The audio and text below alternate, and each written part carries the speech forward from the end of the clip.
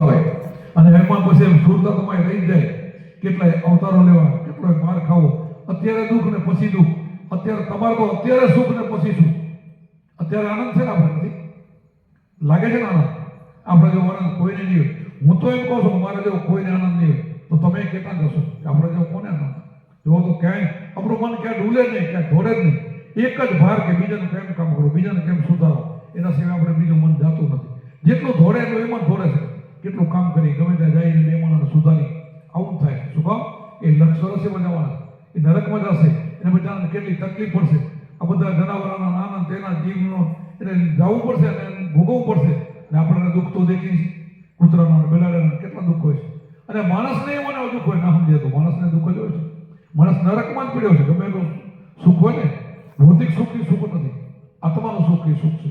તો તમને બધાને આત્માનું સુખ મળેલું છે અને હજી તમારું ખૂબ ખૂબ ભજન વધે અને એવું સમરણ કરજો, આનંદ કરજો અને આવીને સંતોની સેવા કરવાની. સંતોની સેવા એ ભગવાનની સેવા છે.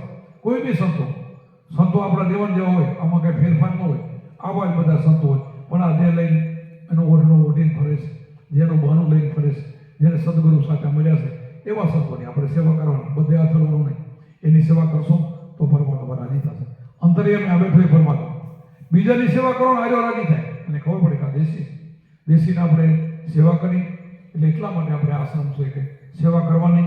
ખૂબ ખૂબ સેવા કરજો, ખૂબ ભજન કરજો. સેવા કરશો તો ઓટોમેટિક ભજન તો વધી જશે. આપણે હવે તો આપણું મન તો મારું જાતું નથી.